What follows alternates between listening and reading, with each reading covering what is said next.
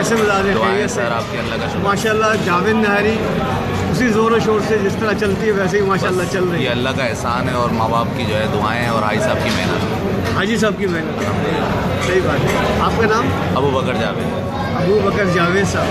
अबू बकर जावेद साहब, थोड़ा सा लोगों को सबको पता ही है, लेकिन आप फिर भी थोड़ा सा इसका बैकग्राउंड बताइए कि किस तरह से शुरू किया और क्या है। सर ये हाजी साहब ने अल्हम्दुलिल्लाह कम बेश 30 ईयर्स पहले, कम से कम 30 साल पहले जो है ये स्टार्ट किया। बड़े छोटे से लेवल पे स्टार्ट किया था, फिर अल्हम्दुलिल्लाह उनकी मेहनत और बस अल्लाह का करम कि आज अल्हम्दुलिल्लाह जावेद निहारी एक नाम है पाकिस्तान का और दुनिया भर का अल्हम्दुलिल्लाह।